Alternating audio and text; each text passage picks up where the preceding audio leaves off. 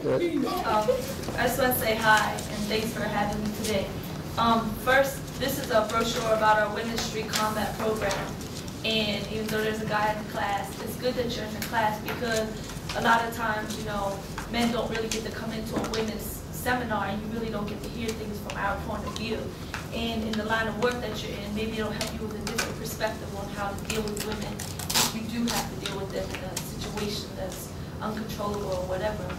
I'm going to give you guys a little bit of my story, and then I'm going to tell you some principles that I go by, some things that I've learned through my life, and some things that I still face, you know, can't be that bad.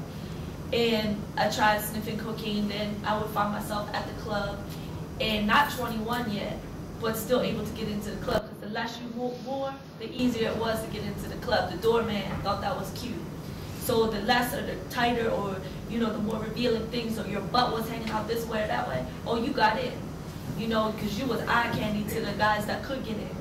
So I'll be in the club, in the bathroom, snorting cocaine, just drunk out my mind. Sometimes don't even remember how I got home. Remember driving like 90 some miles an hour, things like that, crazy, down 97, just ridiculous things, going on and on and on. And next thing you know, I was smoking crack.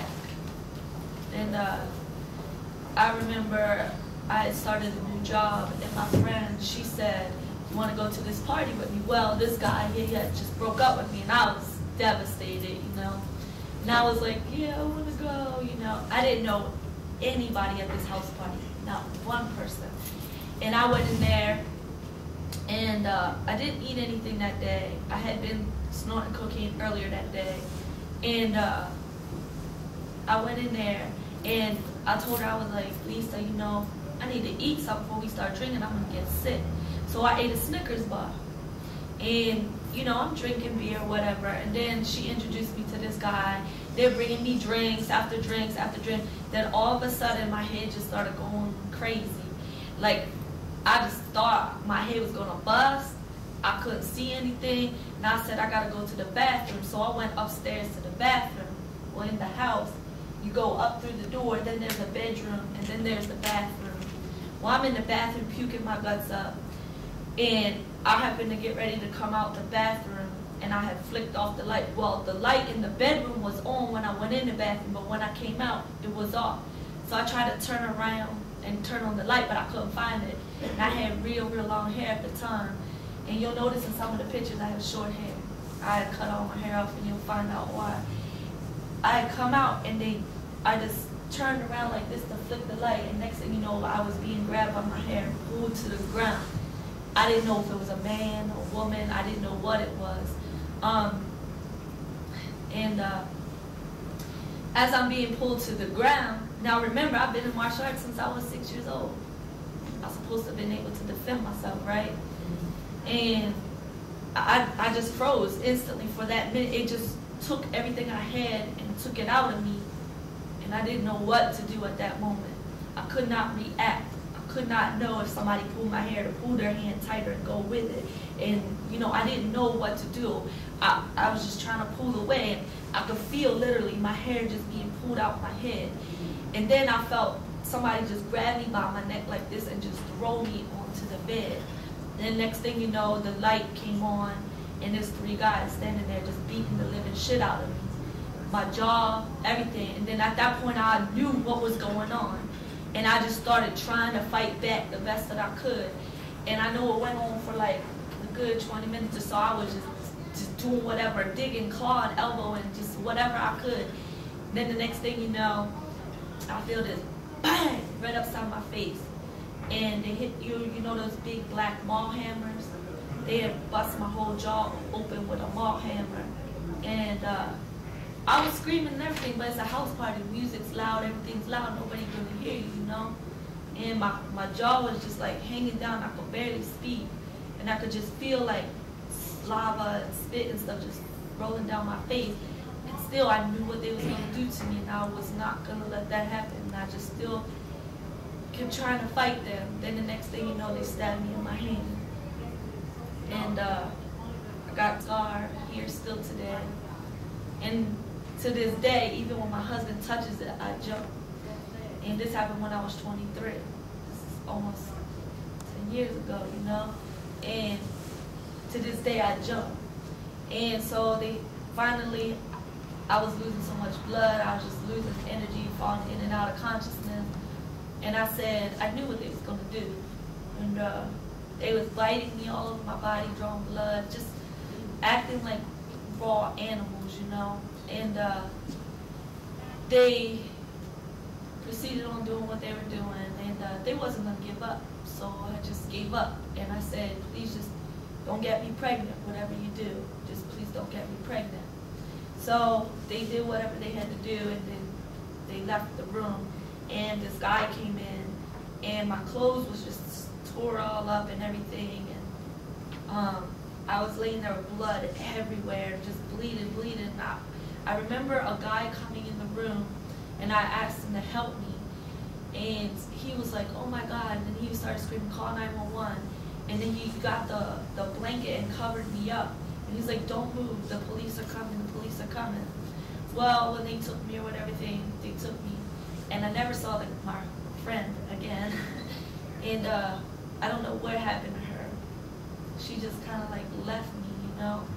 And after they got me to the hospital and stitched me up and everything, and I was coming around, the police detectives came in. They were waiting for a woman detective to come in to talk to me. And she asked my side of the story or whatever. So I explained everything. When we went to court, they caught 2 of the guys. One got 8 months in jail. The other one got off because his sperm wasn't detected in me. He got probation or whatever. Yeah, probation. The one guy, he got aggravated assault 8 months, and the other guy got probation for aggravated assault.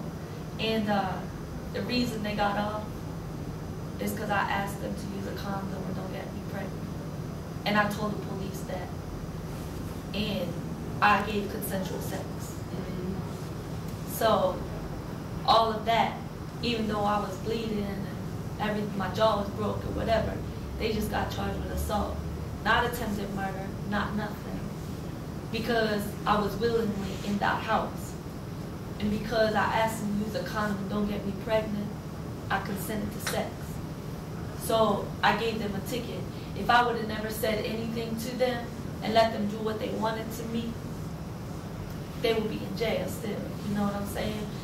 But because I try to protect myself even at the last desperate minute of getting AIDS or having a person who raped me's child and dealing with that, because I don't believe in abortion, and knowing that every day I would look at that child, that I would see that monster, because I try to protect myself still, even when I couldn't fight no more, the law let them go. And today, I mean, it took me a long time to get over this. I cut all my hair off. I literally stayed in the house for like 6 months. People would have counselors calling me, and I would be cussing out the counselors, like, and I would ask them, have you ever been raped? And the lady was like, no, but I have trained. No, then you don't husband since I was little. I used to see him in karate tournaments when I was little. And I used to be like, yeah, I want to be like him when I grow up. Look how awesome he is. And I used to do Taekwondo, and I used to think Kung Fu was like ballet for girls. I'll never do Kung Fu. And when I saw him, I was like, wow, what kind of karate is that? And he's like, it's Kung Fu. And I was like, that's Kung Fu. And then I remember when I was little, he was like, it's not what you study, it's how you study it. You know, and like ever since then, I remember when he would win, he would run up on the stage and do a backflip and stuff. I'd be like, yeah. Then as I got older, we started competing against each other. And like I see him in the adult arena and stuff. We just became friends.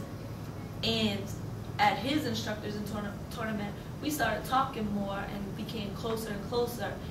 And I still to this day know for a simple fact that if God didn't bring him in my life and the principles that he lives by and his martial arts schools, that I wouldn't for me to talk about it.